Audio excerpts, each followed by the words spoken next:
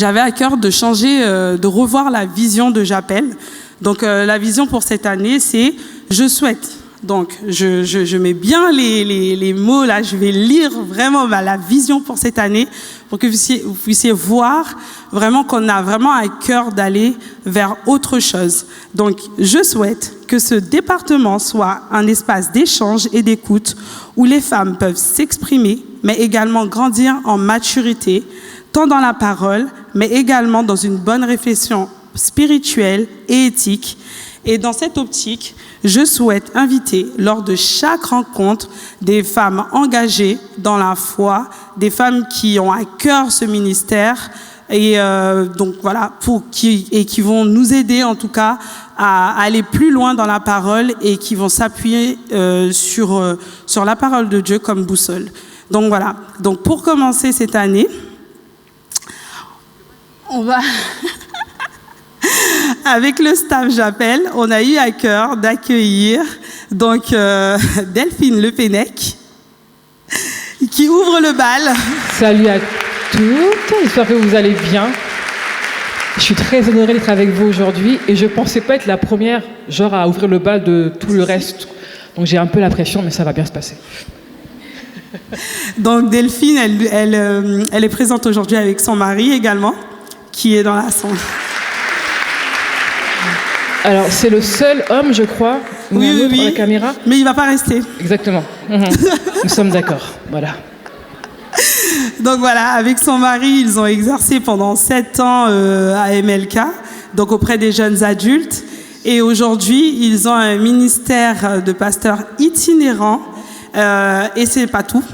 Ils s'occupent également ils ont un ministère un peu particulier. Est-ce que tu veux nous en dire plus ? Ok, j'ai une question, personne d'entre nous. Est-ce qu'il y a des jeunes femmes, des femmes célibataires ici, s'il vous plaît? Levez maintenant la main. Bon, on va parler... C'est chaud les filles, c'est chaud. On va parler bien français, voilà.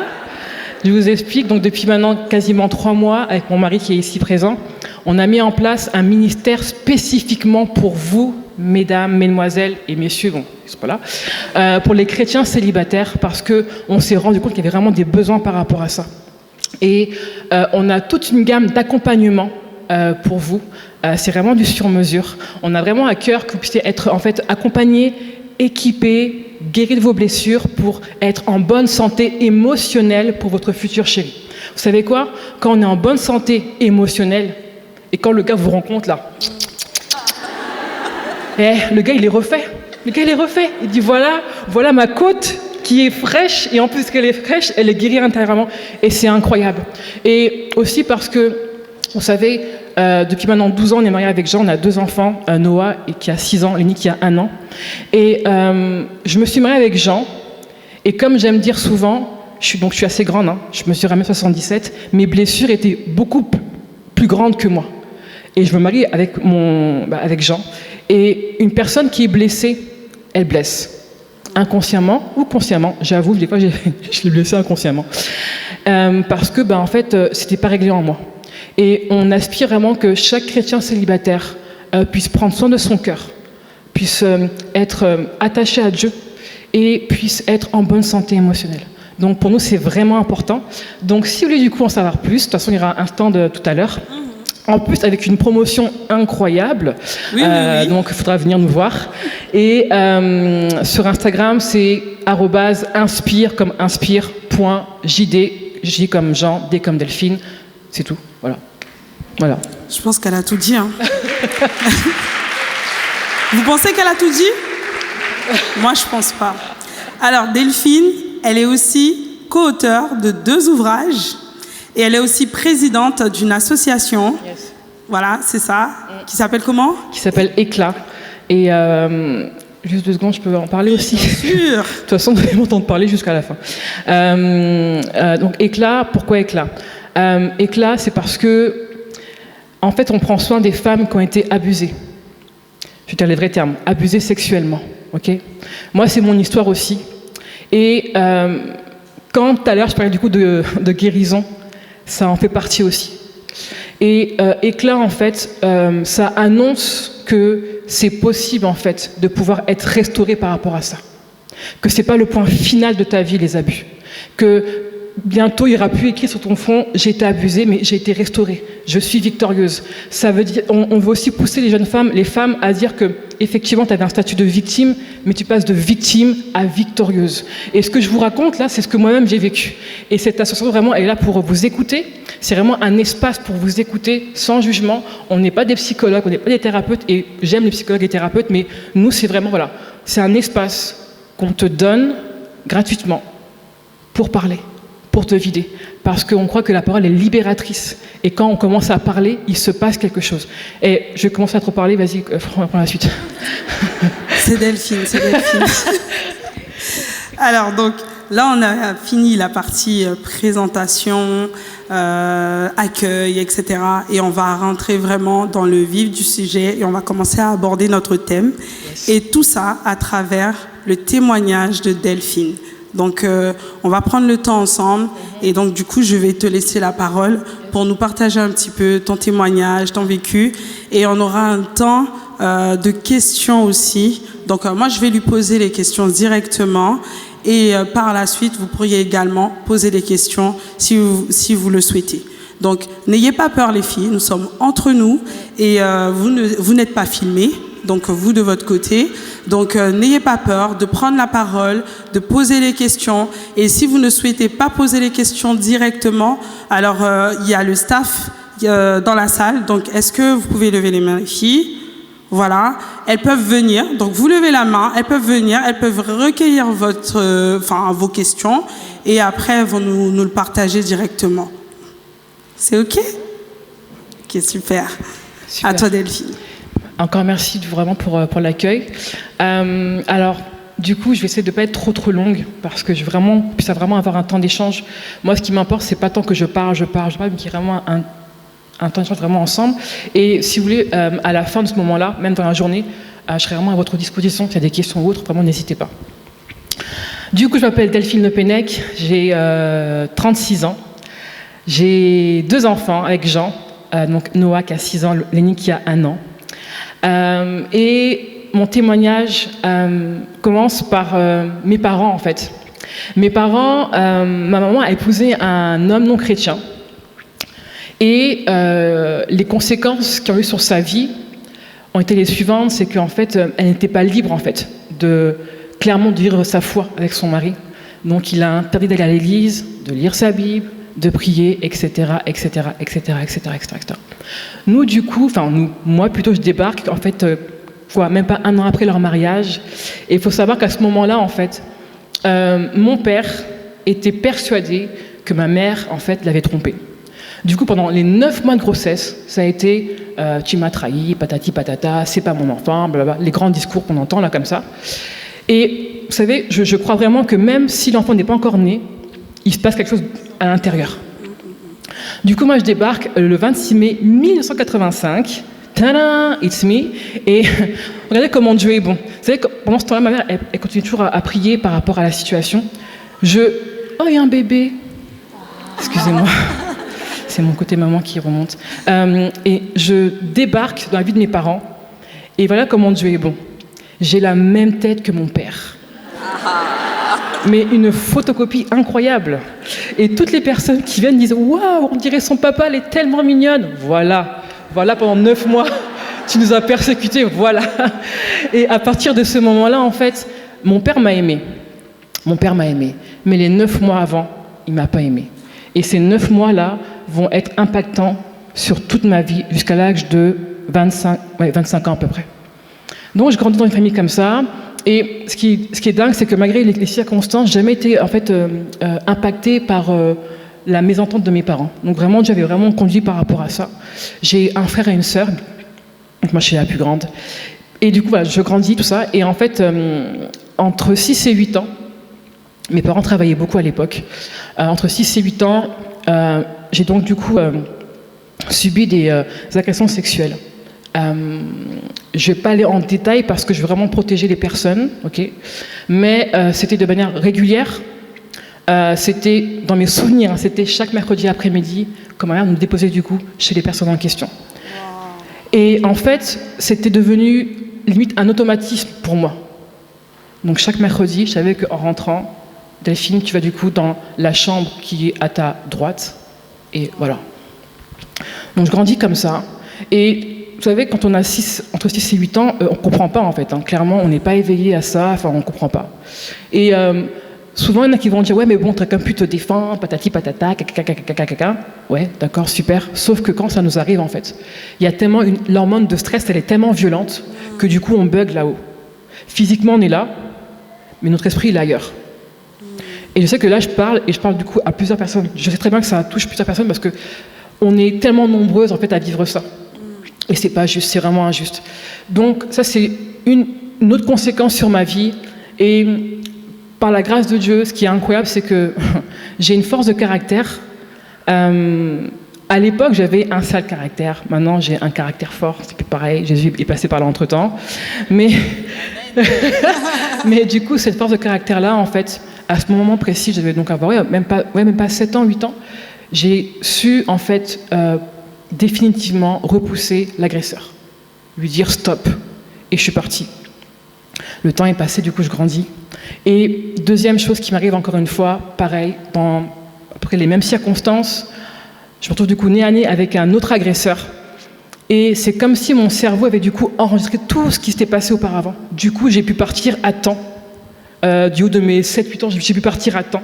J'ai pu m'enfuir et c'était juste incroyable. Vraiment, malgré les circonstances, malgré ce que j'ai pu vivre à ce moment-là, je sais que Dieu est avec moi parce que j'aurais pu très mal finir à ce moment-là. J'avance. Donc en fait, quand tu grandis avec des blessures, c'est comme si en fait, je suis une plante, nous sommes des plantes, nous sommes des belles fleurs, ok ? Donc on grandit, etc., etc. Et en fait, c'est comme si tu avais une mauvaise herbe qui venait, c'est la blessure. Et elle prend racine en fait, la mauvaise herbe. Et en fait, elle grandit avec toi. Et tu te rends pas compte, mais finalement, tu commences à stagner, à être malheureuse, tu es triste, tu es là, tu te sens pas bien, tu sais pas pourquoi. C'est les blessures en fait qui prennent le dessus sur ta vie. Et en fait, j'ai grandi comme ça, au fur et à mesure, avec toutes sortes de blessures. Le temps passe, etc., etc., etc. Et en fait, ces choses-là ont impacté une partie de mon enfance, une grande partie de mon adolescence et de mon début de jeune femme mariée. Je grandis, malgré tout, j'ai plutôt une belle enfance malgré tout ça. Je ne dis à personne ce qui m'est arrivé. Et un nouveau drame, vous dites, mais vas-y, mais elle, sa vie c'est quoi? C'est que des drames. Un nouveau drame débarque, c'est que mon papa du coup décède d'un cancer au foie. Donc j'avais entre même pas 10 ans et demi, 11 ans à peu près comme ça. Et là c'est de nouveau le drame de notre vie, c'est une catastrophe. Ma maman à ce moment-là, elle avait 32 ans, donc veuve avec 3 enfants à charge, dont mon petit frère qui avait même pas 1 an à l'époque. Donc c'est vraiment la grosse, enfin c'est une catastrophe vraiment. Et là moi mon cœur d'enfant qui était attaché à Jésus, oui, parce que je ne vous ai pas dit, entre-temps, mon père s'est converti, a donné son cœur au Seigneur, et on était devenu une famille, entre guillemets, normale. Il y avait la paix à la maison, ma mère était complètement heureuse, on allait à l'église, on servait Dieu, c'était vraiment incroyable. Et moi, mon cœur d'enfant, c'était Seigneur, guéris mon papa. Jésus, guéris mon papa. Puisque c'est ce qu'on nous apprend, finalement, à l'église. Ma mère me disait que des fois, elle nous voyait avec ma sœur à genoux, puis à prier, à pleurer pour ça. Et puis ça ne se passe pas comme on avait demandé à Jésus. Et là, j'ai dit, d'accord, puisque c'est comme ça, puisque tu n'as pas été capable, en fait, de répondre à ma prière, à mon besoin de petite fille, eh bien, salut. Je vais faire ma vie, en fait. Je vais faire ma vie, et toi, c'est fini. Donc toi et moi, Seigneur, c'est bon, le contrat est rompu, chacun fait sa vie de son côté. Et c'est ce qui s'est passé. Et donc, donc de 11 ans à 14 ans, j'ai fait, entre guillemets, j'ai fait un peu ma vie sans Dieu. Même si je crois que quand on connaît le Seigneur, en fait, on peut aller à l'autre bout du monde, on peut même faire la roue, tout ce que vous voulez là. Mais quand la semence, elle est en toi, tu peux faire tout ce que tu veux là. Ça tape dans ton cœur. Le Saint-Esprit, il te lâche pas. Il me lâchait pas, genre. Il me lâchait pas. Je me revois encore des fois aller à l'église à contre-cœur, à entrer dans les pieds et être touché par la présence de Dieu. Je me disais, mais non, en fait, j'ai pas envie. Il me lâchait pas. Et ma mère, à côté de ça, elle priait pour nous. Elle nous lâchait pas non plus. Je me rappelle, elle nous forçait à prier le matin. Et grosse flemme. Mais au final, heureusement qu'elle l'a fait. J'avance et je me rends bien compte que en fait, ma vie, elle n'est pas du tout en harmonie avec Dieu. Je suis à la limite de la dépression. Je suis une fille extrêmement triste. Les abus ont eu des conséquences sur ma vie. Physiquement, je me cachais avec des vêtements hyper larges. En plus, j'ai les épaules larges et un petit bassin. Donc j'ai physiquement, je suis pas un garçon, mais voilà quoi. Je suis pas. En fait, souvent on me disait que j'étais du coup un garçon manqué, une fille ratée en fait, que physiquement, bah voilà quoi. Donc toutes ces paroles-là sur ma vie, j'avais une estime de moi à moins 10 000, je me supportais pas, je m'aimais pas, je m'appréciais pas. Quand quelqu'un osait juste, je peux me permettre, faire ça sur mon bras, mais c'était une explosion à l'intérieur de moi, je n'en pouvais plus. J'ai par exemple une anecdote par rapport à ça, je me rappelle, j'étais devant mon PC au lycée, une amie vient me voir, elle me dit « Hey, comment tu... » Bref, elle me parle, et elle fait juste ça. Et j'ai cru que j'allais péter un plomb en fait, vraiment. Jusqu'à ce que je rentre chez moi, je n'ai pas touché mon bras. Je suis arrivée chez moi, j'ai passé de l'eau sur mon bras et j'ai frotté mon bras. Wow. Tellement que vous voyez, tellement que les abus avaient clairement bousillé ma vie en fait. Je ne supportais aucun contact physique. Quand un homme me parlait dans la rue, quand on me regardait, ça me rendait folle. Et j'étais déjà en crise à ce moment-là. Et donc voilà. Et en fait, à 14 ans, je pars du coup faire un camp d'ados en Bretagne. C'est là que j'ai donc rencontré mon mari quelques années plus tard. Les filles célibataires allaient faire des colonies. Voilà. Et à bon entendeur, salut. Et donc j'ai 14 ans, je fais ma valise et je dis, j'ai pas fait une vraie prière genre en mode Seigneur Jésus. Non, j'ai dit bon Seigneur, ma vie elle est pourrie, donc fais ton taf. Fais clairement ce que tu as à faire. Voilà. Et je me revois faire ma valise comme ça, clac, clac, clac, clac, et partir. Sauf qu'on a un Dieu qui entend nos prières, okay, qui les réceptionne et qui va y répondre, pas forcément comme nous on le veut, mais il va quand même y répondre. J'étais pas du coup au camp, normal, tranquille, tout ça, tout ça et tout. Et en fait, le 3e soir, je me rappellerai toute ma vie, je sais pas c'était quoi la prédication, je me rappelle même, ne me posez pas la question, je ne sais pas. Mais ce qui est sûr, c'est que je me suis levée à l'appel. Ce qui est sûr, c'est que j'ai donné mon cœur au Seigneur. Ce qui est sûr, c'est qu'à ce moment-là, alors que j'avais un manque affectif profond par rapport au décès de mon papa, et j'ai eu un torrent d'amour, j'ai eu un tsunami d'amour. Je sais pas comment vous dire ça, il faut le vivre il faut le vivre pour le croire, pour le comprendre. Ouais. J'ai été submergée par la présence de Dieu comme jamais auparavant. Et c'est comme si le Seigneur avait pris sa main et avait commencé du coup à réduire au fur et à mesure ma blessure par rapport à mon papa. C'était incroyable. Au même moment, baptisée dans le Saint-Esprit, la totale, je ne comprenais rien, mais j'étais tellement en paix. Et là, c'était vraiment Delphine, la nouvelle version de Delphine. Son cœur j'étais enfin à Jésus. Et je me dis, voilà, ma vie, c'est bon, ça va aller, ça va bien se passer, on avance. Sauf que, je pense que là, ça va concerner tout le monde. Quand on est en Christ, on commence avec Jésus, on le sert, on va à l'église, etc., etc., etc. Et des fois, tu fais 2 pas en avant, et après, tu fais un pas en arrière. Oh, mais Seigneur, je comprends pas. Attends, je te sers, je fais ce qu'il faut, non. 3 pas en avant, 2 pas en arrière. Oh, c'est comme si, en fait, tu avais toujours un truc qui te retenait en arrière, alors que tu veux pas, en fait. Et je me disais, mais je comprends pas ce que j'ai, je suis encore triste par moments, je me sens mal dans mon corps, patati patata. J'ai une estime de moi encore catastrophique. Qu'est-ce qui se passe? Je comprends pas. Bref. Et en fait, encore une fois, les blessures grandissent avec nous. Les blessures grandissent avec nous. Si elles ne sont pas traitées à la racine, pas en surface, mais à la racine, elles prennent encore plus de place. Et parfois, on guérit, on aura juste ce qui est visible. Et puis tu passes. Tu reviens, la plante, elle a de nouveau repoussé. Tu l'arraches, tu pars, tu reviens, c'est pareil. En fait, il fallait vraiment en profondeur. Et les mauvaises herbes, c'est tenace. Hein. C'est ça. Mon jardin, en ce moment, c'est une catastrophe. Il y a plein de mauvaises herbes partout. Et en fait, ça prend vraiment le sol et puis c'est costaud. Et les blessures, c'est pareil. Et du coup, je me dis, c'est bizarre, je comprends pas. Bref. Donc moi, je fais ma vie comme ça, toujours avec Jésus, etc., etc., etc. J'aspire au mariage comme vous toutes. Et dans ce moment-là, je me dis, mais Seigneur, en fait, qui va aimer une femme comme moi? Voilà, mon estime de moi, elle est pas top. Physiquement, je suis pas au top. Bref, blablabla, les grands discours qu'on fait des fois dans notre glace quand on n'est pas bien. Et Dieu, en fait, me met sur le chemin, du coup, mon mari. J'avais on avait 20 ans, je crois, à l'époque. Ouais, 20 ans, 21 ans. Oui, parce que je suis plus grande que mon mari de 6 mois. Je suis une mini cougar. N'est-ce pas? Il n'est pas là, mais du coup, je profite. et en fait, du coup, on se met ensemble, tout ça, et j'ai des comportements. Pourtant, je l'aime, ok, il m'aime, je l'ai choisi, il m'a choisi, mais parfois, je me mets en colère pour rien. Parfois, je ne le supporte pas. Parfois, il m'énerve alors qu'il n'a rien fait de mal, le pauvre. Des fois, il veut juste me faire ça et je ne supporte pas. Voilà, je ne supporte pas. Après, j'avais des grands discours du genre, mais bon, c'est la culture africaine, nanani, nanana, blablabla. Nous, on est comme ça, chez nous, on est très pudique, blablabla, blablabla. Ça n'avait rien à voir avec ça, en fait. J'étais une femme extrêmement colérique et je disais, oh, c'est la culture, je suis comme ça, de toute façon, on m'a élevé comme ça, donc je ne changerai pas, de toute façon, c'est comme ça, point barre. Bref, en fait, je me cachais derrière plein de choses parce qu'au final, ce qui m'a rendue colérique, nerveuse, ce qui m'a rendu tout ce que j'ai pu vous dire jusqu'à présent, là, c'était les abus.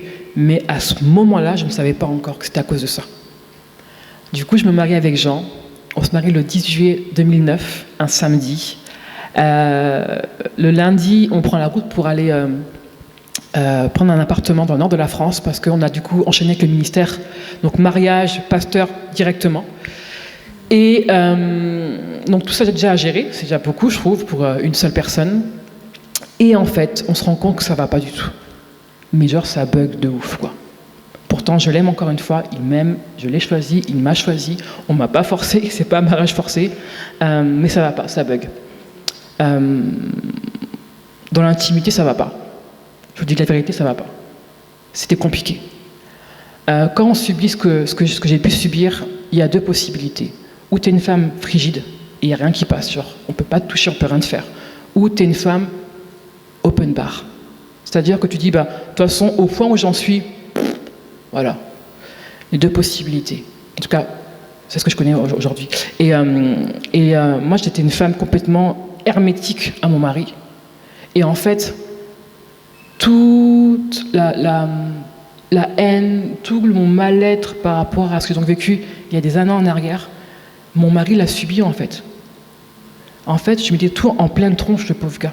Vous savez, un homme qui vous épouse, un homme tout court qui est avec vous, ce qu'il veut, c'est vous protéger, prendre soin de vous, prendre soin de nous élever, voilà, faire juste son job de mari, quoi, tout simplement, point barre, nous reprendre avec amour, bref, normal. Mais là, en fait, je passais mon temps, à lui tirer dessus. Je passais mon temps à être désagréable. Je passais mon temps à... Un coup, je pleurais, après ça allait, après je pleurais encore, après je m'énervais. Enfin, c'était pas la vie que j'avais souhaité pour lui et puis pour moi, en fait. Et pourtant, on s'aimait, et pourtant, il est resté. Vous savez quoi? Moi, avec mon caractère fort, là, j'aurais dit, écoute-moi bien. Toi, là, tu rentres chez ta mère, t'es insupportable. Tu prends tes valises, Et lui, il m'a jamais dit ça. D'une patience incroyable. J'aime dire souvent que son plus beau cadeau, le plus beau cadeau qu'il m'ait fait, c'est son amour. Parce que supporter une femme blessée, là, waouh, c'est vraiment compliqué. Et ça va pas, on s'entend bien, hein, on s'aime et tout ça, mais ça va pas, ça va pas. Plus à gérer le ministère, plus gérer la vie à deux, plus gérer plein de choses. Et en fait, on est dans le flow et un coup ça va, puis un coup ça va pas, et on comprend pas, je comprends pas ce qui m'arrive, je me sens bizarre, des fois je comprends pas, c'est compliqué. Et en mars 2010, pendant un temps de louange, alors que moi la louange c'est quelque chose qui coule dans mes veines, c'est vraiment un truc, voilà, c'est... Et là en fait, je suis incapable de louer Dieu. Mes mots ne sortent pas, je fais que de pleurer, je comprends pas ce qui m'arrive. Je dis Seigneur, mais qu'est-ce que j'ai encore, je comprends pas, qu'est-ce qui se passe, tout ça. Et là, Dieu me dit de manière très claire en fait, très limpide, Delphine, si ça ne va pas, c'est à cause des abus que tu as subis dans ton enfance. Là, j'ai quel âge là? Là, j'ai 24 ans à ce moment-là. Et je me dis, oh, depuis tant d'années, encore ça, c'est maintenant sur ma vie. Et je suis tombée de haut, en fait. Je suis tombée de haut, je me suis dit, mais comment c'est possible? Bref, je vais assez vite parce que du coup, je prends beaucoup de temps. Et du coup, je me rends compte qu'à cause de ça, là, à cause de ce qui s'est passé dans mon enfance, ça a impacté mon enfance, mon adolescence, ma vie de jeune femme mariée. Ça impacte aussi mon mari parce que du coup, il me voit triste. Je lui fais aussi du mal. Non, en fait. Et je dis à Dieu, mais c'est pas ce que je veux, c'est pas la vie que j'ai choisie, j'ai pas signé pour ça, j'ai pas dit oui à la mairie pour ça, en fait. Je veux pas de cette vie-là. Et en fait, très rapidement, je me suis mise en marche. Je dis souvent que tout est une question de choix. Qu'est-ce que tu veux, qu'est-ce que tu ne veux pas, qu'est-ce que tu ne veux plus. Et là, c'était clair, net et précis. Je veux être une femme normale. J'avais le sentiment d'être une demi-femme, une femme à moitié, quoi. Et c'était pas ça que Dieu voulait pour moi, c'était pas ce que je voulais, et ni pour mon mari.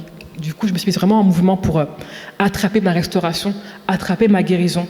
Et j'ai commencé à en parler. J'ai mon mari. Il a été d'une écoute incroyable. Il n'a pas forcément des fois tout compris, mais il a, waouh, merci Seigneur vraiment pour cet homme-là.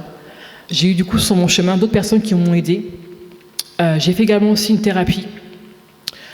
En fait, j'ai mis toutes les possibilités de mon côté pour pouvoir avancer avec l'aide de Dieu. C'est comme si Dieu me disait, ma fille, maintenant c'est bon, je te dis ce qui n'allait pas. Et bien maintenant, qu'est-ce que tu fais? Ok, tu prends la vie, d'accord. Et bien vas-y, avance. De toute façon, moi je suis devant, je suis derrière toi. T'inquiète pas, ça va bien se passer. Et tout ce cheminement-là a été parfois des fois compliqué. J'ai beaucoup pleuré. C'était pas simple tout le temps. Beaucoup de questionnements. J'ai dû libérer le pardon. Bref, toutes sortes de choses qui sont passées. Mais, comme j'aime dire, la finalité, c'est que là, je suis enfin libre. Je suis passée d'un statut de victime à victorieuse. Je n'avais marre en fait d'être une victime, je n'avais marre d'être ce que j'étais. Je voulais vraiment avancer. Et Dieu m'a vraiment pris par la main. C'est comme si Jésus, et j'aime trop parce que c'est vraiment ça en fait, un pasteur est venu nous voir du coup dans notre église à l'époque et il dit, voilà, c'est comme si Jésus il venait maintenant. Bon, lui il criait, mais bon, je ne vais pas crier là, mais c'est comme si Jésus venait maintenant avec un panneau stop et il met un panneau stop entre ton passé et toi. C'était la phrase que j'ai saisie pour moi, pour ma propre vie. Et vraiment, je voyais Jésus comme ça, avec un panneau stop, genre, maintenant c'est fini, quoi. Et ça m'a complètement bouleversée. J'ai saisi encore plus ma restauration, j'ai saisi encore plus ma victoire dans le nom de Jésus et j'ai continué d'avancer. C'était pas simple, mais aujourd'hui, je suis complètement restaurée. Aujourd'hui, je suis en bonne santé émotionnelle. Aujourd'hui, mon intimité, c'est plus que c'était auparavant. Bon, entre nous, là. Bon, bref, vous avez compris, quoi. Voilà, quoi, c'est... Aujourd'hui, je me sens beaucoup mieux. Vous savez, notre plus grand garçon a 6 ans. Et on s'est mariés donc en 2009. J'ai accouché en 2015. Pas parce que je n'arrivais pas à avoir d'enfant, pas du tout. C'est parce qu'en fait, je voulais être en bonne santé émotionnelle. Je me voyais mal avoir un enfant. Et en fait, je ne m'aime pas, je ne m'apprécie pas, je ne suis pas guérie. Et j'aime dire aussi que le plus beau cadeau que j'ai fait à mes 2 enfants, là, pour l'instant, ils ne captent pas parce qu'ils, vas-y, c'est des petits, mais le plus beau cadeau que j'ai fait à mes enfants, c'est d'avoir une maman en bonne santé émotionnelle. Quand on est en bonne santé émotionnelle, c'est comme ça. Oui, il y a des hauts et des bas, c'est vrai, mais quand tu es en bonne santé émotionnelle, waouh! Quand tu es blessé, tu blesses. Quand tu es en bonne santé, tu apportes la santé autour de toi. C'est juste ça, en fait. Je vais finir avec ça, je pense que j'ai quand même beaucoup parlé déjà. Mais voilà, aujourd'hui, j'ai 36 ans. Je suis une femme complètement libérée, complètement restaurée. J'aime normalement, on m'aime normalement, je m'apprécie, je m'aime. J'ai une bonne estime de moi. Vous pouvez me dire tout ce que vous voulez. Hein. T'es moche, t'es ceci, allez-y, ça coule en fait. Pourquoi? Parce que je sais qui je suis en Christ. Parce que je connais ma valeur en Christ. Parce que tout simplement, c'est lui en fait. C'est pas vous, c'est lui qui compte. C'est son regard sur moi qui compte. Et j'aime dire aussi que je suis la numéro 1 pour mon mari, pour mes 2 enfants, en tout cas pour l'instant. Et donc j'en profite. Et je suis aussi la numéro 1 aux yeux de Dieu. Et si les 4 personnes que j'affectionne le plus dans ce monde-là sont OK, et ben je suis OK aussi avec ça. C'est vraiment important pour moi en tout cas. Voilà mon témoignage raccourci là. Voilà. Merci Delphine. De rien. Vraiment merci pour ton cœur, parce que vraiment, tu m'as déjà partagé ton témoignage, je l'avais déjà écouté également. Et en fait, ça touche toujours autant. Et vraiment, moi, ce que je retiens aussi, c'est que tu n'as pas eu un passé vraiment facile. C'était vraiment difficile. Et comme tu dis, tu es passée vraiment de l'état de victime à victorieuse. Et en fait, ton témoignage me bouleverse parce qu'il y a ce côté où vraiment où tu prends position. C'est ça. Et il y a aussi ce côté où on réalise en fait la grandeur de Dieu. Parce que c'est le seul en fait qui est capable, comme je l'avais dit aussi à travers nos échanges, de transformer une vie comme ça. C'est-à-dire qu'avant, tu étais celle qui souffrait la souffrance de tout ce qu'il y avait autour de toi, de tout le monde, la souffrance, même toi-même, tu étais ta propre souffrance. Vraiment très incroyable. Voilà. C'est clair. Et aujourd'hui, en fait, tu es celle qui en témoigne, vraiment.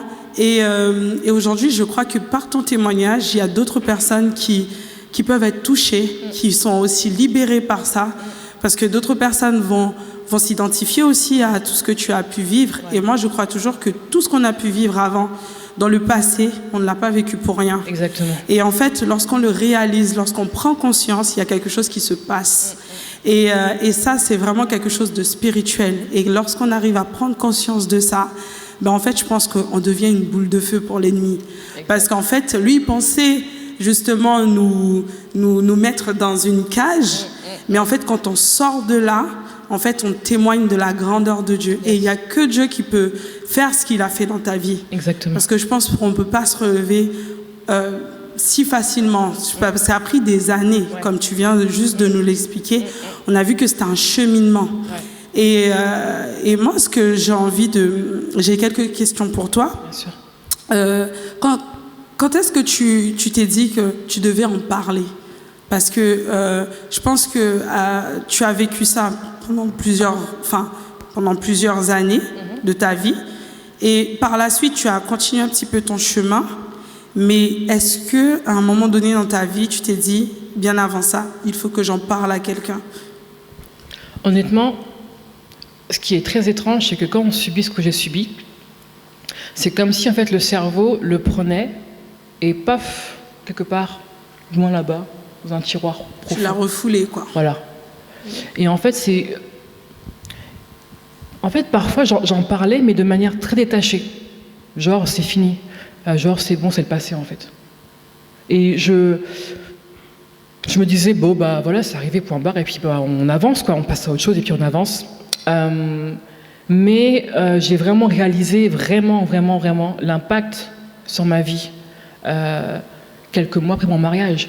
Donc en fait, j'ai commencé, en fait, quand j'ai su que c'était ça, et j'ai pas cherché à comprendre ou à attendre, bah peut-être non, j'ai commencé à libérer la parole directe. En fait, pour vous expliquer, le temps de louange est arrivé, je me parle, je me dis, ok, donc c'est ça qui m'est arrivé. D'accord, ok. À la fin de la réunion, je sais, il y a eu un temps de prière, je crois, et j'ai dit, bah là, j'ai ça en fait. Et j'ai lâché le morceau comme si c'était, je sais pas, paf. Et en fait, vous savez, quand on commence à parler, d'ailleurs, j'ai dit, mais il se passe quelque chose spirituellement. Je m'explique.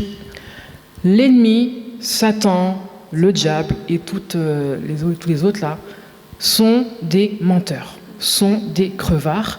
Ils veulent ta perte, ils veulent ma perte, ils veulent notre perte, d'accord? Donc en fait, lui, son job, H24, parce qu'il ne s'arrête jamais, H24, c'est de te pourrir la vie. Et quand tu es dans une situation comme la mienne, ou même dans un péché, peu importe, en général, il veut t'isoler. De toute façon, tu es la seule à qui vive ça, non. Et du coup, il te met sur le côté, il t'isole. Et ta bouche, elle est fermée. Parce que tu as honte, parce que tu te sens coupable, etc. Sauf que, quand on commence à libérer la parole, quand on commence à parler, alors que l'autre là-bas, là, il a voulu nous bloquer. Et quand on commence à parler, là, il se passe quelque chose. C'est le début de la libération. C'est le début du chemin de la libération, de la restauration. Et je vous encourage vraiment, les filles, vraiment, je sais que c'est pas facile, mais à parler. Moi, la grâce, c'est qu'à ce moment-là, j'avais... vous savez, Dieu est tellement bon que sur mon cheminement, il m'a mis des personnes clés à un moment donné. Et j'ai eu une amie à ce moment-là qui s'appelle Mariama, une femme incroyable, vraiment incroyable. Et elle a été un peu, pas ma bouée, mais mon binôme en fait de galère.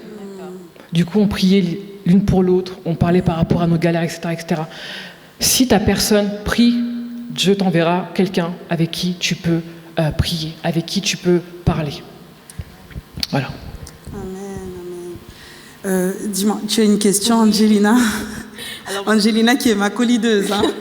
Elle est avec quoi? Alors, en fait, moi j'ai été fascinée par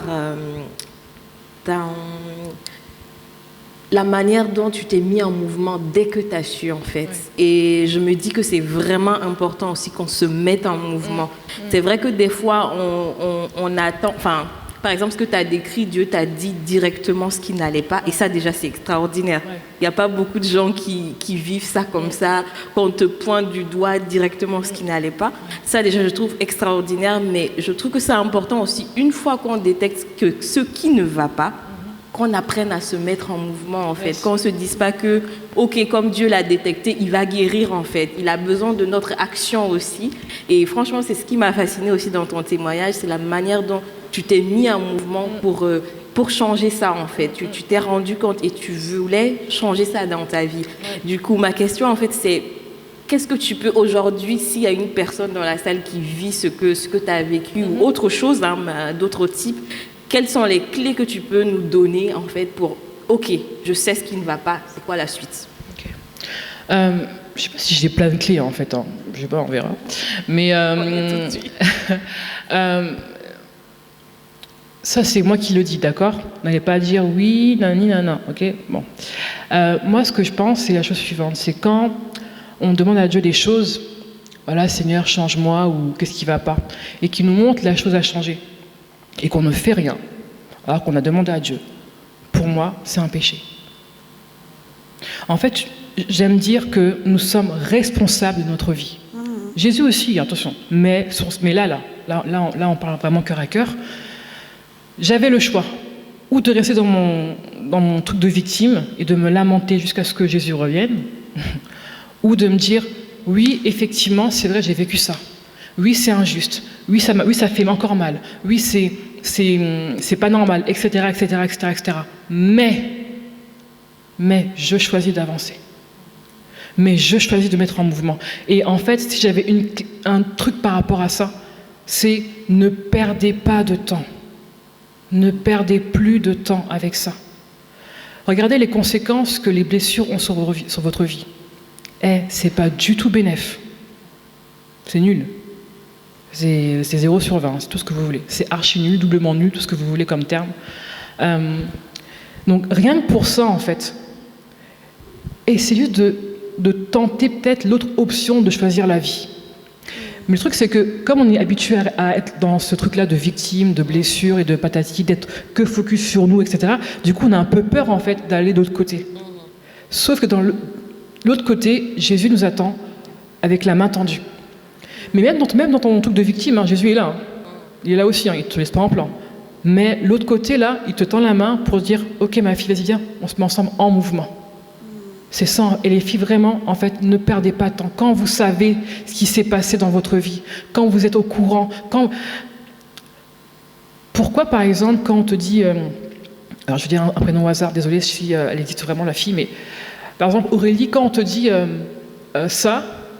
Tu t'énerves, alors qu'il n'y a pas de raison de s'énerver, en fait. On t'a juste dit ça.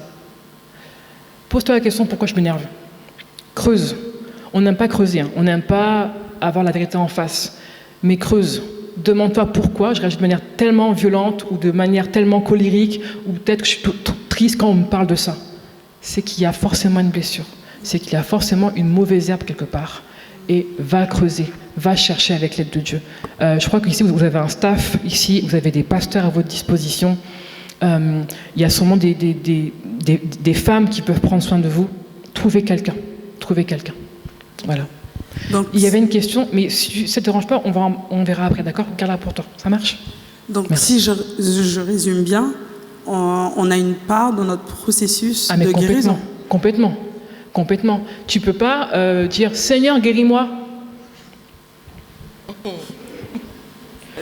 Oh purée, j'ai mal. Oh là là, c'est douloureux, Seigneur, punaise. Non, en fait.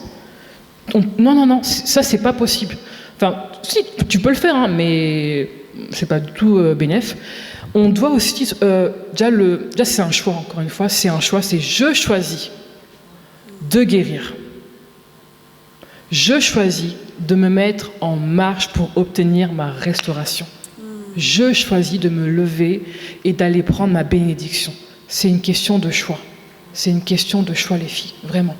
Quand, maintenant, je ne pense pas que ce soit le cas, mais quand on était petite et puis qu'on tombait par terre, là, à l'école, là, et qu'on mettait du coup l'alcool, là, à 90 degrés, ça faisait archi mal, non? Des fois, on disait « Aïe, ça fait mal !» Bref. Et en fait, il y a besoin de ça, en fait, pour désinfecter la plaie. C'est pas tu tombes et paf, tu mets un pansement. Non. Faites-le, hein, mais ça va, bref, voilà. Ça va pas être beau, en fait. Et c'est pareil pour nos blessures. Encore une fois, c'est la racine. C'est pas la surface qui compte, c'est la racine.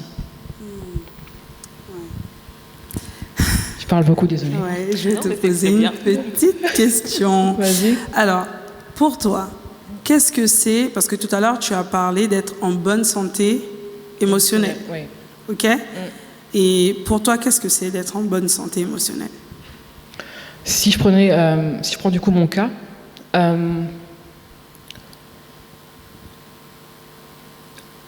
demandez à mon mari si je suis en bonne santé émotionnelle. Demandez-lui. Demandez-lui comment j'étais avant et comment je suis maintenant. Et il vous dira, normalement j'espère, que ma femme, oui, elle est en bonne santé émotionnelle. En fait, être en bonne santé émotionnelle, c'est quoi? C'est quand tu es face à une situation, c'est comment tu réagis par rapport à la situation.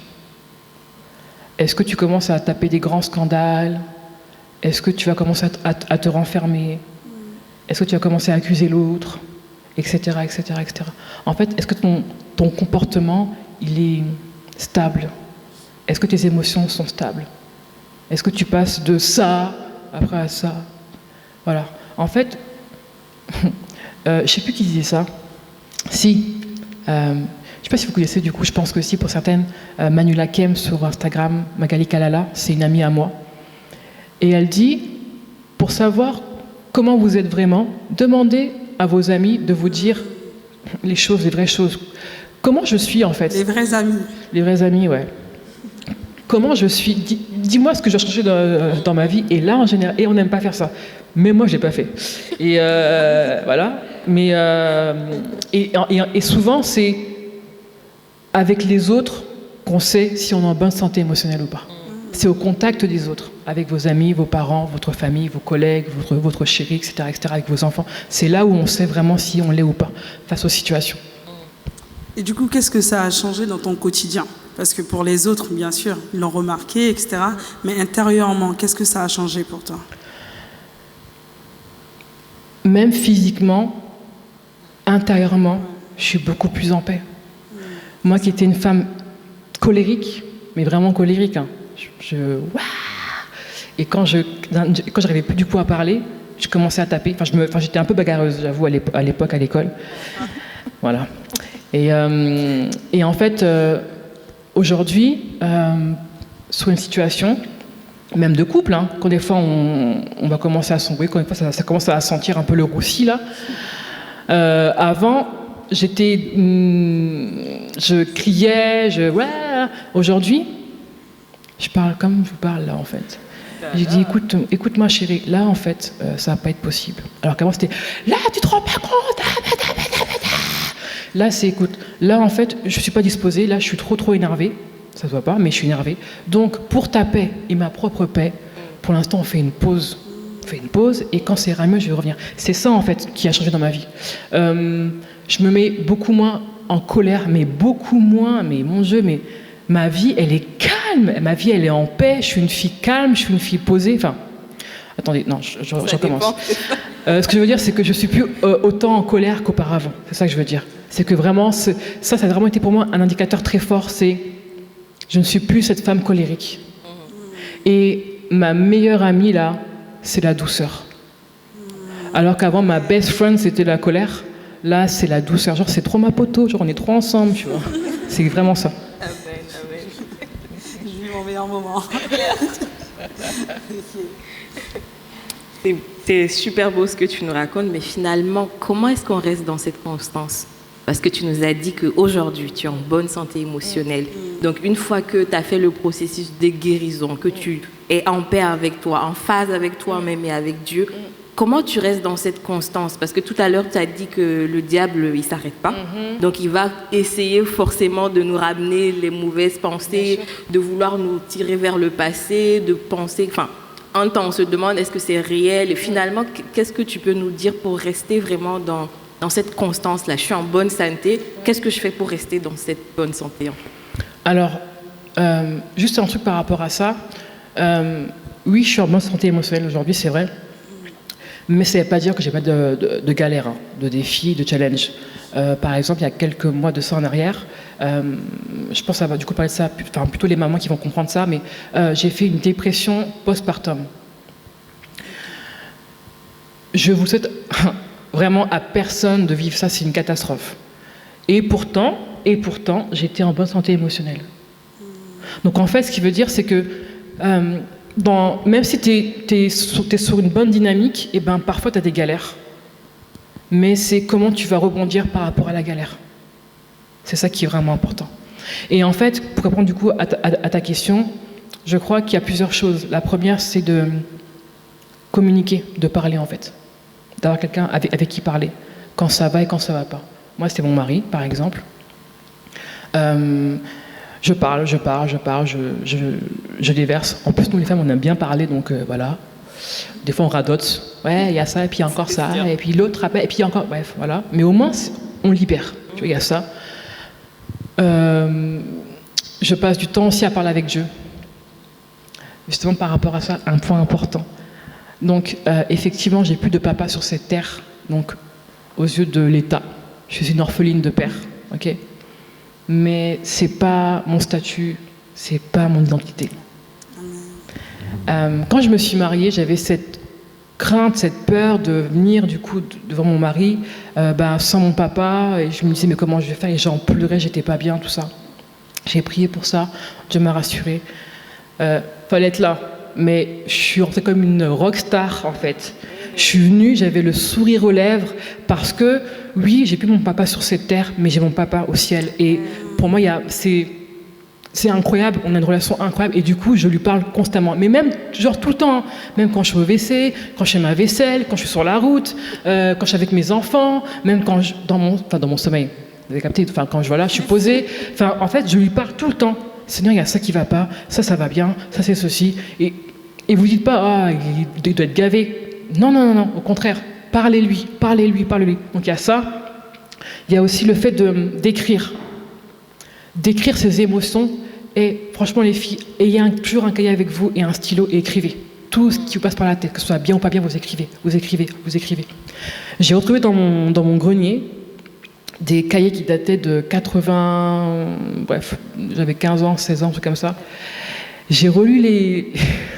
Je rigole, mais c'est pas marrant, mais les cahiers, mais j'étais une fille dépressive, c'est pas possible. J'étais un boulet. Et Seigneur, il y a ça qui va pas dans ma vie, et patati, et quinquinquin, et celui-là, il m'a dit ça, et pas... Mais au moins, j'écrivais. Et en fait, quand j'ai relu les écrits, j'ai dit, waouh. Donc moi, j'ai vécu ça, là. Donc moi, j'ai dit comme ça, là. Et maintenant, je suis arrivée là. Waouh, gloire à Dieu. Donc toutes ces choses-là sont vraiment, je pense, des choses qui vont vraiment vous aider à être toujours constante, malgré les péripéties de la vie, ok. Et dernière chose, pour moi, c'est la meilleure des choses, c'est la présence de Dieu. La présence de Dieu, et il se passe tellement de choses. C'est incroyable. La présence de Dieu, ça... De toute façon, vous savez très bien comment ça se passe. Voilà. Alors, Delphine, tu nous as partagé que tu avais un mari très, très, très, très, très patient. Donc, très, très, très patient. Et donc, on sait que plusieurs femmes, des fois blessées, qui souhaitent se marier, donc attendre un petit peu, mais espèrent aussi avoir un mari, comme je pourrais dire ça un peu, un mari pansement. Celui qui va venir, qui va les aider à prendre confiance en elles. Voilà, elles sont un peu, voilà, je ne m'aime pas, je sais que je ne suis pas bien, mais Seigneur, j'espère vraiment avoir celui-là qui vraiment sera différent, il va m'aider à sortir de moi-même. Bon, tu connais les prières, voilà quoi, pour être mieux et tout ça. Et en fait, on fait ça, mais inconsciemment, parce que en vrai, oui, le mari, il est là, c'est un plus, c'est un support aussi, dans un sens, et il va nous aider aussi à avoir confiance en nous, etc. Mais concrètement, quand on arrive blessé, est-ce que vraiment il ne faut pas vraiment prendre le temps de guérir avant? Parce que toi, tu as eu la chance, enfin même la grâce d'être tombé sur un mari comme ça, mais d'autres chrétiens aussi arrivent à un point de non-retour, un peu un divorce, une séparation, des déchirures, des enfants aussi, et ça a des répercussions sur les enfants. Donc, qu'est-ce que toi, tu conseillerais justement à des femmes qui ont des blessures, hein, que ce soit des abus, que ce soit même si tu as vécu la trahison, ou même des problèmes au niveau de ta famille, et aujourd'hui qui ont un impact sur toi, on va dire, de manière directe et indirecte. Ben voilà, qu'est-ce que toi tu pourrais dire à ces femmes?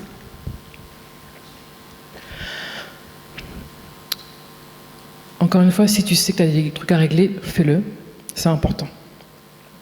Sois en mouvement par rapport à ça.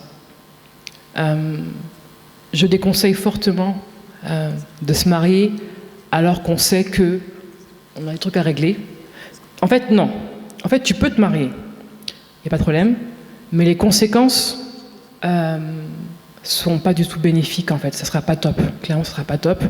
J'en ai fait les frais, et gloire à Dieu, oui, effectivement j'ai eu un mari incroyable à ce moment-là, mais je connais des personnes qui malheureusement, ça n'a pas pu continuer parce que c'était trop compliqué. Donc des séparations, des divorces, tout ça. Mettez-vous en mouvement. Et même si tu es toujours en mouvement, et que ton chéri débarque à ce moment-là, c'est pas grave, c'est ok.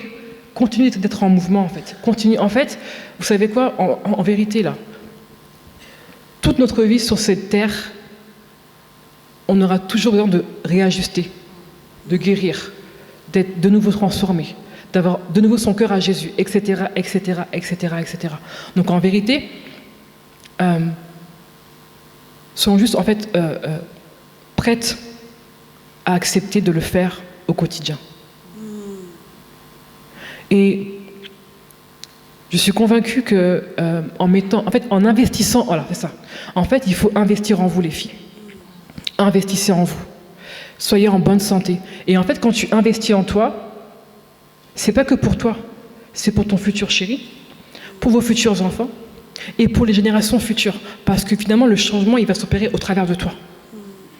C'est super important en fait de réaliser ça, que c'est pas juste pour non, ça va impacter en fait toute ta sphère, tes amis, je sais pas qui, tes collègues, toute ta sphère. Les gens verront un changement en toi. Les gens diront waouh, mais qu'est-ce qui s'est passé alors qu'avant elle était insupportable, ou alors avant je sais pas quoi, là il s'est passé quoi? J'ai investi en moi, j'ai pris du temps pour moi. J'ai été au stand avec Delphine et Jean et j'ai pris un accompagnement. C'est ça en fait que je veux vous dire. C'est que quand on investit en soi, c'est forcément bénéfique. Alors, oui, on peut se marier avec des blessures. C'est oui, ok, allez-y, faites-le. Moi, je l'ai fait. Mais bon, à l'époque, je n'étais pas forcément au courant que j'avais des blessures aussi. Mais bon, voilà. Mais les conséquences, il faudra aussi après filmer les conséquences. Et honnêtement, gérer une femme blessée, là, c'est compliqué. C'est compliqué. Oui, il a beaucoup souffert aussi. Ah, bon, c'est bon, abuse pas non plus. Hein. Mais c'est vrai qu'il a souffert. C'est vrai qu'il a souffert. Parce qu'il n'est pas là. Mais c'est vrai qu'il a... quand j'y repense, en fait, je me dis, mais en fait, déjà, heureusement que c'était pas très, très long, finalement, ce que j'ai fait subir à mon mari. Et d'où l'importance aussi de bien choisir son mari et de ne pas se marier par dépit, ou sur un coup de tête, ou sur un coup de je sais pas quoi, ou parce que quelqu'un vous a dit c'est ton mari, par une prophétie. Ne vous mariez pas avec des prophéties, s'il vous plaît. Mariez-vous avec une conviction dans votre cœur.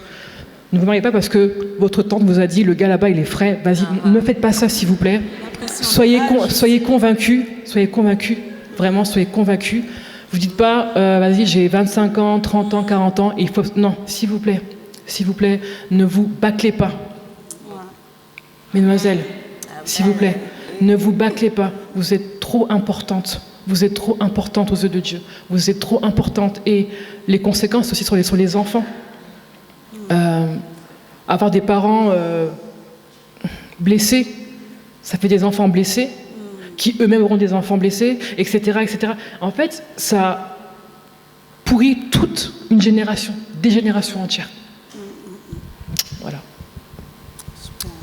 Merci Delphine. Je vais passer aux questions. Merci beaucoup Delphine. De rien, avec plaisir. Du coup, on va passer aux questions. Les filles, si vous avez des questions, on va juste passer le micro. Je crois qu'il y avait juste une qui avait une question là-bas. Et donc les autres, préparez vos questions. Sentez-vous libre, comme on l'a dit tout à l'heure. Vraiment, on veut que chacune ressorte avec le maximum de clés pour avancer, tout simplement. Alors.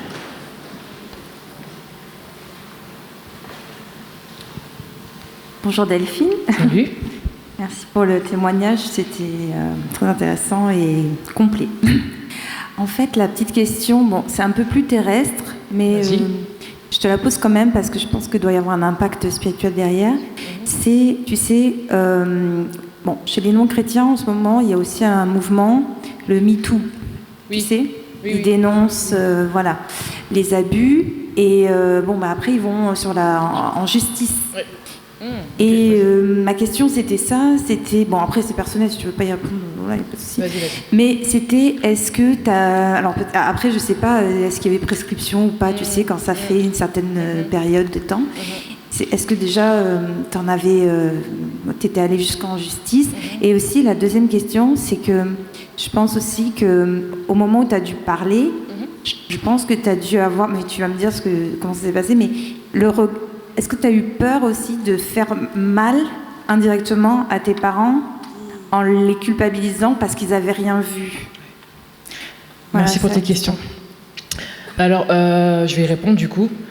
Moi, j'ai pas de tabou, à part si vraiment, mais j'ai pas de tabou. Alors non, j'ai pas été en justice. Pourquoi? Parce qu'à ce moment-là, j'y pensais pas forcément. J'étais tellement focus sur ma douleur et sur les conséquences sur mon couple. Et j'avais un seul but, c'était de me sauver la vie et sauver mon couple. C'était pour moi trop important. Après, j'y ai pensé quand même. Et il s'avère qu'un des agresseurs est décédé. Donc, voilà. Et l'autre, je pense pas qu'il soit décédé. Et l'autre, j'y ai pensé, vraiment j'y ai pensé. Et j'ai demandé à Dieu, en fait. Après, c'est vraiment personnel, attention. Dites pas que, chacun fait ce qu'il veut après, mais... Et du coup, j'ai senti que c'était OK par rapport à ça, que j'ai pas besoin de le faire. Donc, du coup, je l'ai pas fait.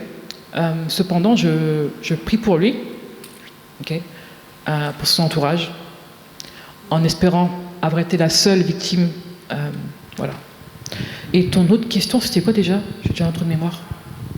J'ai oublié, excuse-moi. La peur dire la vérité à ses parents vrai, et de leur faire de la peine indirectement.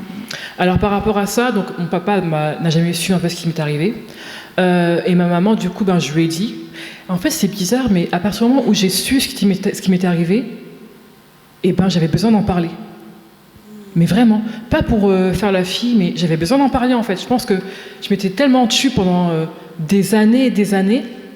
Et en fait, j'ai prié avant, bien sûr, et je n'ai donc parlé à ma mère. Je pense que ma mère a été incroyablement digne devant moi. Mais je pense que dans son lieu secret, elle a dû... Tu vois. Et sa réaction a été, mais pourquoi tu m'as pas dit? Mais moi, maman, à ce moment-là, je savais pas, en fait, que c'était bien ou pas bien, j'en savais rien, en fait.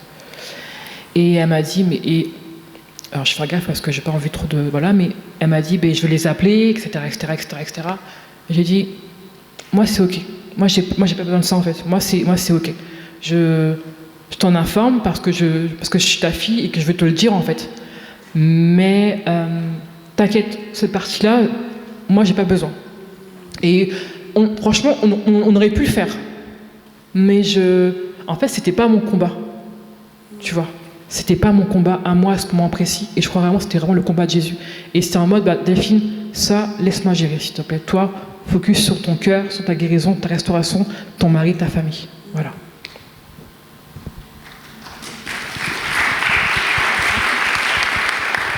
Bonjour, merci Salut. beaucoup pour le témoignage aussi. Moi, la question que j'aurais, c'est comment...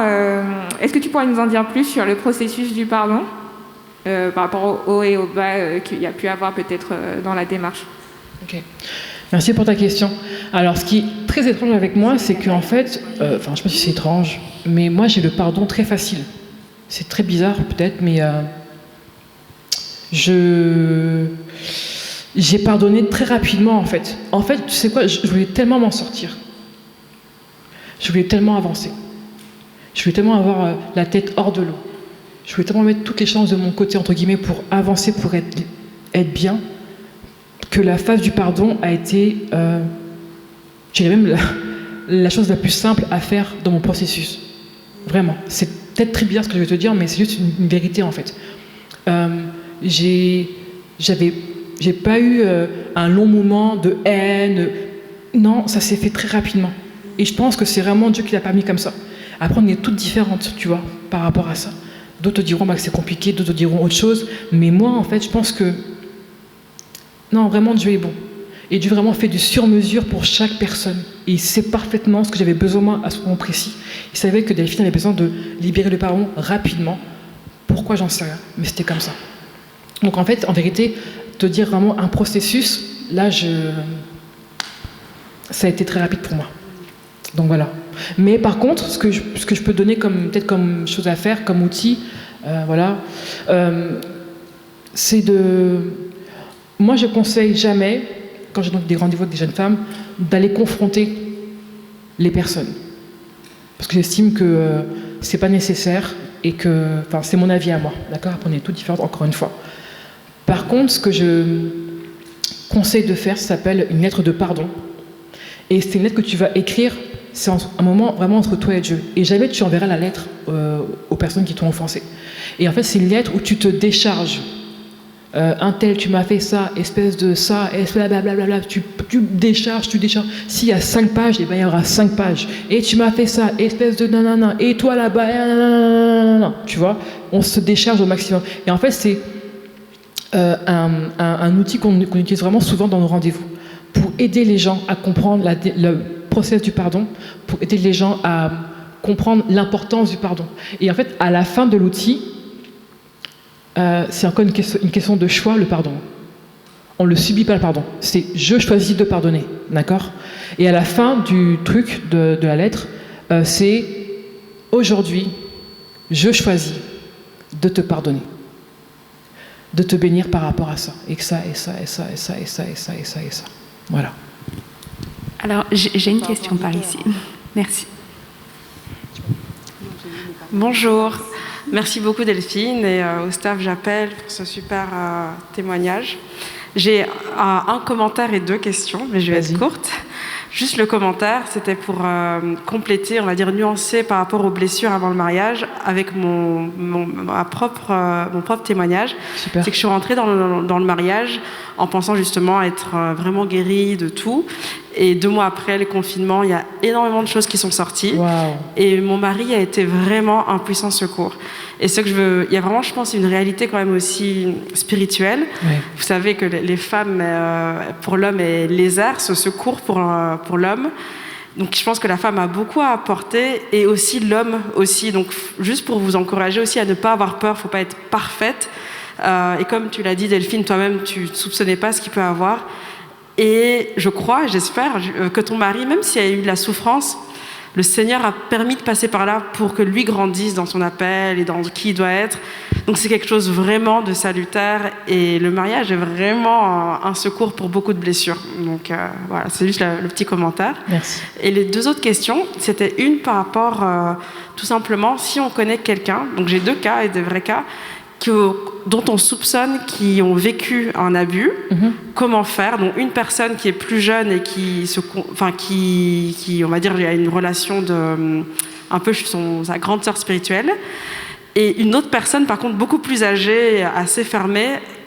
Comment on peut faire pour aider ces personnes concrètement, sachant que ces personnes n'ont jamais parlé de ça? Okay. Et ma deuxième question, c'est par rapport à la thérapie, tu en as parlé. Ouais. De plus en plus, on voit, je pense, via les réseaux sociaux, aux États-Unis par exemple, c'est quelque chose qui n'est pas du tout tabou. Oui. Dans le milieu chrétien, il y a beaucoup même de thérapeutes chrétiens, alors que dans notre milieu, c'est vraiment encore un peu tabou. C'est tout ce qui est psychologie, psychiatrie, c'est limite pour les fous. Ouais. Ou alors à l'église, on nous dit, le Saint-Esprit, c'est suffisant pour nous aider. Et je voulais savoir vraiment qu'est-ce que tu en penses de la thérapie, et pas forcément même quand on a eu un gros traumatisme. Oui. Il y en a qui disent c'est comme aller chez le médecin, mais juste pour l'âme, et sachant qu'il n'y a pas aussi beaucoup de thérapeutes chrétiens, que faire en fait? Merci. Merci pour tes questions. Alors, par rapport du coup à ta première question, ça dépend si la personne qui est jeune, elle est mineure ou pas. Elle vient d'être majeure, elle a 18 ans. Ok, d'accord. Ok. De toute façon, elle t'a pas dit ce qu'elle... mais bon, du coup, tu supposes que... C'est ça? D'accord, très bien. Après, ça, c'est uniquement moi, d'accord? Quand je suis face à une jeune femme ou une femme plus âgée, peu importe, et je sens qu'elle a vécu ça, je pose la question suivante. Après, c'est un contexte aussi bien particulier. Hein. C'est pendant un accompagnement, pendant une séance d'accompagnement. Donc, c'est un terrain qui est vraiment sécurisé. C'est un terrain où elle sait qu'elle est safe avec moi, il n'y a aucun souci. Et je pose la question suivante. Est-ce que dans ton enfance, ou même plus tard, peu importe, on t'a bousculé? Et souvent, elle va me dire oui ou non, ça va dépendre. Ok. Je vais maintenant aller un peu plus loin. Est-ce qu'on t'a touché physiquement? Alors après, ça n'engage que moi, mais moi je suis une personne qui est assez cash, mais dans l'amour. Et en fait, les personnes qui ont subi ce que j'ai subi, ce que j'ai subi, on se sait entre nous. Je peux te dire par exemple, un tel, c'est sûr, elle a été victime d'un abus. Pourquoi? Parce que c'est le discernement, parce que je ne sais pas comment vous dire, je sais en fait reconnaître au niveau du comportement, des attitudes, de ce qu'elle va dire, de comment elle va se tenir, comment elle va s'habiller. Il y a plein d'éléments qui vont nous montrer que. Donc si effectivement tu es en contact avec ces personnes-là, déjà un conseil pris. Pris pour que les choses soient révélées. Maintenant, si elles sont révélées, qu'est-ce que tu vas en faire après?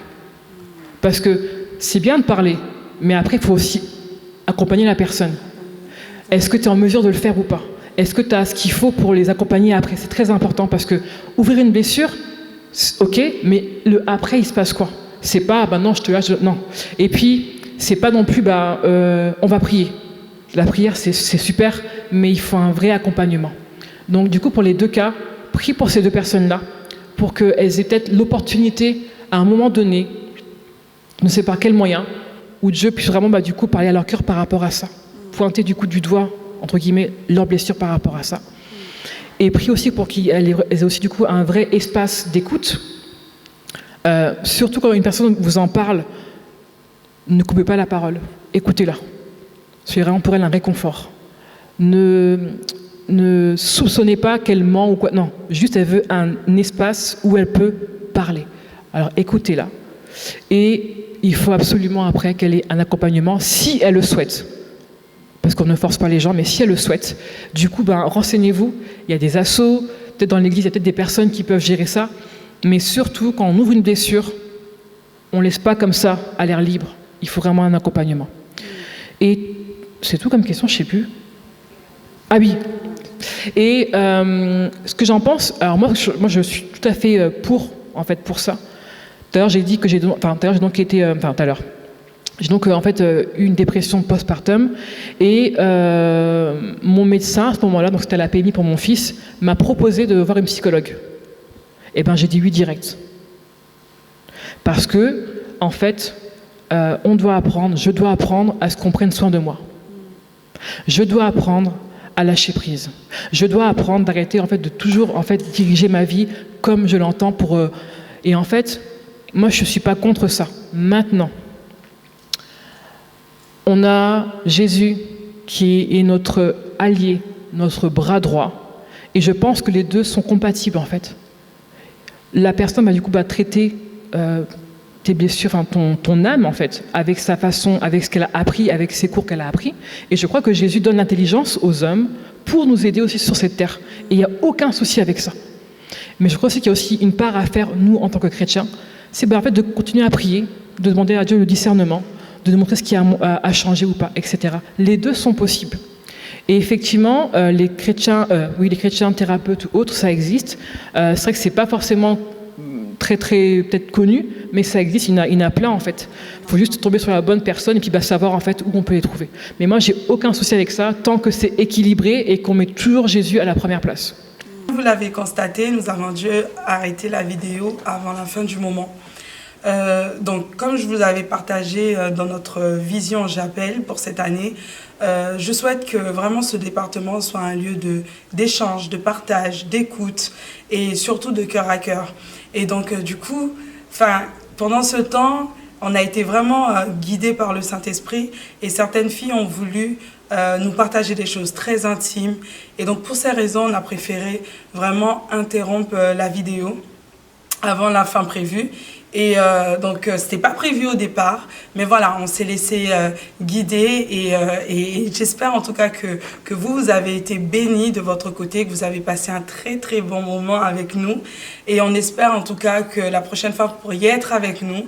Et donc voilà, donc si vous souhaitez suivre JAP ou suivre J'appelle et aussi participer à des moments avec nous, n'hésitez pas à nous contacter aux adresses mail qui vont s'afficher à l'écran. Donc voilà, je vous dis à très vite et donc voilà, soyez bénis. Au revoir.